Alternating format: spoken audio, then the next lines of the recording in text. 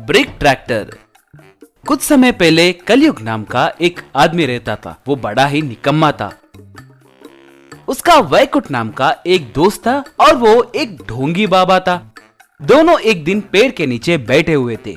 अरे तुम्हारा काम अच्छा है रे, हर दिन हजारों रुपए कमा रहे हो, 3 वक्त का खाना भी अच्छे से मिल रहा है रे तुम्हें। हे, मुझे देखकर जलना मत, मैं तुम्हें वो रहस्य बताता हूँ। सुनो, देखो, हमें खुद की मार्केटिंग करनी चाहिए। जो नहीं है उसे है जैसे, और जो है उसे नहीं जैसे सोचते हुए उसी भ्रम में ये लोग जीते रहते हैं। इसलिए अपने आप को मार्केटिंग करोगे तो तुम्हें एक रास्ता मिलेगा, उसके साथ साथ तुम पैसे भी कमाओगे। वाह, क्या बात कही तूने, आइडिया बहुत अच्छा है। ठीक है, एक बड़ा व्यापारी के आने का समय हुआ है। 1 महीने से मुझे मिलने के लिए तरस रहा है। तुम बिजी कहाँ हो रे? तुम तो खाली बैठे हो ना। इसी को मार्केटिंग कहते हैं रे। ठीक है, वो व्यापारी के आने का समय हुआ है, तुम थोड़े दूर खड़े रहना। इतने में वो व्यापारी वहाँ पर आया। स्वामी, कितने दिनों बाद आपको मुझ पर दया आई और मुझे आपको मिलने का मौका मिला। उठो बेटा, क्या चाहिए? तुम्हारी समस्या क्या है? मेरा ट्रैक्टर का व्यापार है स्वामी, मेरा व्यापार नुकसान में चल रहा है, आप ही कुछ समाधान दीजिए स्वामी। वैकुंठ कुछ सोचते हुए जैसे करते हुए कुछ मंत्र पढ़ रहा था। और तुम्हारी कुंडली के प्रकार कल तुम्हें ढूंढते हुए एक महान व्यक्ति आएगा। वो तुम्हारे व्यापार को बहुत ऊंचाई तक पहुंचाएगा। तुम इतने उन्नति पर पहुंच जाओगे कि किसी ने ऐसी उन्नति ना कभी देखा होगा ना जाना होगा। वो व्यापारी उसे नमस्कार करके वहाँ से चला गया। वैकुंठ तब कलयुग से, रे, ये तुम्हारे लिए एक अद्भुत अवकाश है, अब धूम मचाओ। रे, बहुत बहुत धन्यवाद। आप देखो मैं क्या करता हूँ। कहकर अगले दिन कलयुग उस व्यापारी को मिलकर, देखिए, मैं डकोटा कंपनी का सीईओ हूँ। सिंगापुर, मलेशिया जैसे देशों में मेरे बहुत सारे कंपनीज हैं। मैं यहाँ एक बड़ा सा फैक्ट्री लगाने की सोच रहा हूँ। मैंने आपके बारे में बहुत कुछ सुना है। मुझे वक्त बर्बाद करना पसंद नहीं है, क्योंकि मैं आज सुबह ही सिंगापुर से आया हूँ और दोपहर को खाना खाने के लिए दुबई जाऊंगा। बताइए, मुझसे डील आपको मंजूर है कि नहीं? डील पक्का सर। वैसे निवेश कितने का है सर? ज्यादा नहीं, बस 200 करोड़ का है, उतना ही। मैं 99% का हिस्सेदार रहने के कारण 190 करोड़ का निवेश करूंगा। आप सिर्फ 10 करोड़ निवेश कीजिए बस। जरूर सर, ये लीजिए 10 करोड़। कहकर पैसों का सूटकेस उसे दिया। वैसे अपना प्रोडक्ट क्या है सर? Brick tractor. ये क्या सर, ईंटों से ट्रैक्टर बनाओगे तो कोई खरीदेगा क्या? सिंगापुर, मलेशिया जैसे देशों में ये बहुत मशहूर है और यहाँ इसे मशहूर होने में थोड़ा वक्त लगेगा, मगर ये जरूर 100% सक्सेस होगा। ठीक है सर, आपकी मर्जी, आप जैसे कहेंगे वैसा करूंगा। थोड़े दिन के बाद कलयुग ब्रिक ट्रैक्टर को तैयार करके व्यापारी को दिखाया। ये क्या है सर? इसे देखने पर कुछ गोलमाल लग रहा है। इस ट्रैक्टर को देखे तो हम सक्सेस नहीं होंगे लग रहा है। मेरे प्रोडक्ट पर ही शक करोगे क्या? पाप बेचारा सोचकर तुम्हें 10% का लाभ देने की सोच रहा तो अब मुझे ही शक करोगे? Shem Shem Shem. कहकर वहाँ से चला गया।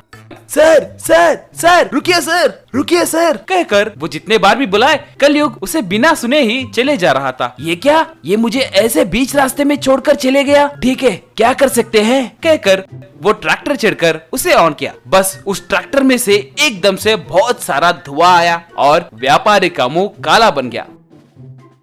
बाप रे, ये धोखा लग रहा है, कहकर गश्त खाकर नीचे गिर गया। महीपुर नामक गांव में आज भी बिजली नहीं है। बिजली के लिए बहुत साल इधर उधर सरकारी दफ्तर घूमने पर भी किसी ने गांव में बिजली नहीं पहुंचाई।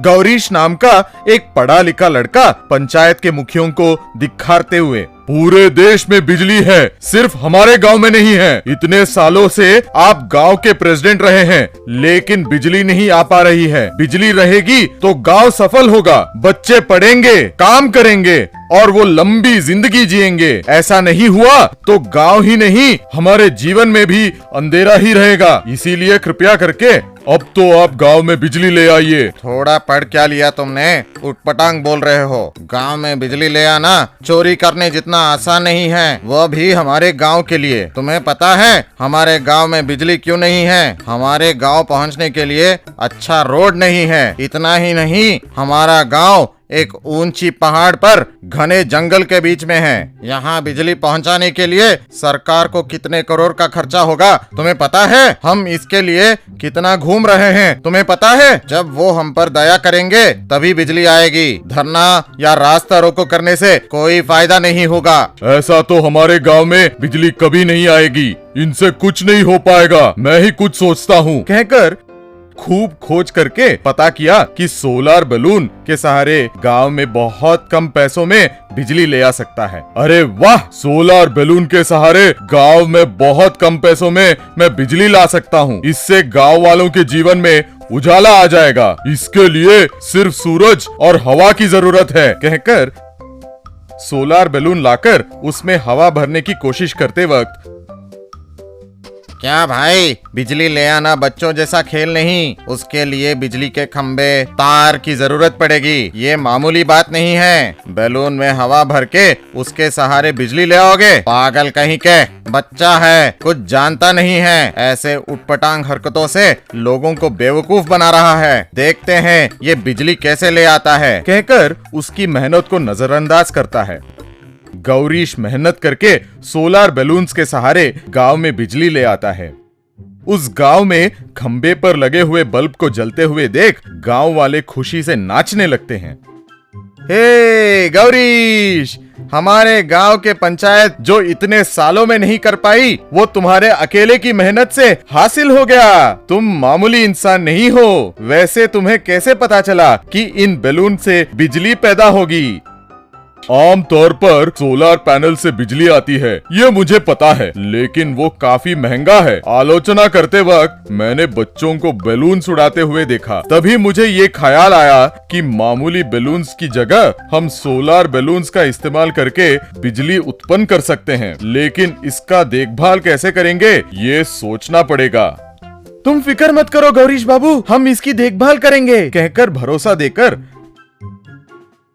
गांव वाले बिजली ले आने वाले गौरीश को अपने कंधों पे पंचायत ऑफिस ले आते हैं।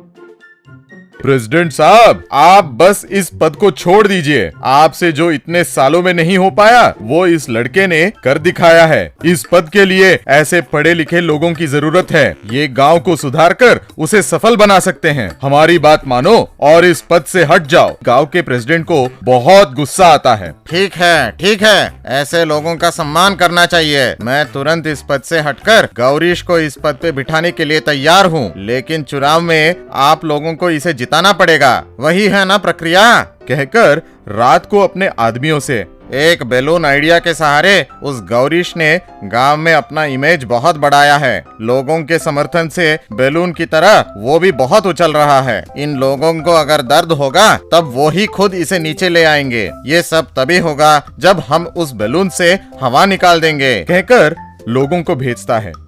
वो सब एक पेड़ के पीछे छुप जाते हैं। सोलर बैलून्स को पहरा देने वाले थोड़ी देर बाद पेड़ के साये में सो जाते हैं। तब ये रउडी सोलर बैलून्स को नीचे खींचकर उन पे बैठकर सोलर बैलून्स को चाकू से खसक करके आवेश करते हैं। बस उनमें से तुस करके पूरी हवा निकल जाती है और वो उस बैलून को वैसे ही छोड़ देते हैं। अचानक रोशनी से भरे हुए गांव में अंधेरा छा जाता है। गांव वालों में से थोड़ी बहुत मुंहफट औरत प्रमीला, क्या भाई गौरीश, तुम्हारा बिजली तो एक दिन का मेहमान निकला, दूसरे ही दिन तुम्हारे बिजली वाले बैलून्स तुस हो गए। तुम्हें देख के हमने बेमतलब प्रेसिडेंट साहब को सुना दिया। इनके सहारे तुमने कितने ख्वाब दिखाए, सारी बातें सिर्फ बोलने के लिए थी। निराश मत होइए, मैंने पहले ही कहा था ना कि इन सोलर बैलून्स का बहुत सावधानी से रक्षा करना चाहिए। इनमें हवा निकालने के लिए हमारे प्रेसिडेंट ने ही आदमियों को भेजा था। यही है वो अपराधी। बैलून को पहरा देने के लिए मैंने गांव वालों को रखा था, लेकिन उन्होंने काफी देर पहरा देने के बाद थोड़ी आराम की और उस समय इन राउडियों ने ये सब कर दिया, लेकिन हमारे गांव के कुत्तों ने उन्हें भगा भगा कर पकड़ा। यही है वो नालायक, और इन नालायकों को भेजने वाले महाशय यही हैं। उसे थोड़ा सबक सिखाओ। कहते ही गांव वाले उस प्रेसिडेंट को पकड़ के पीटते हैं। बाद में गांव वाले गौरीश के पास आकर, सॉरी गौरीश बाबू, तुम्हारी वजह से हमारे गांव में बिजली आ गई है और आगे जाकर हमारी जिंदगी में भी रोशनी आएगी। गांव को समृद्धि ना देने वाले ऐसे लोगों को हम कभी नहीं छोड़ेंगे, उनके पीछे पड़ जाएंगे, कहकर कसम खाते हैं। गौरीश की मेहनत की वजह से पूरा गांव रोशनी में भर जाता है।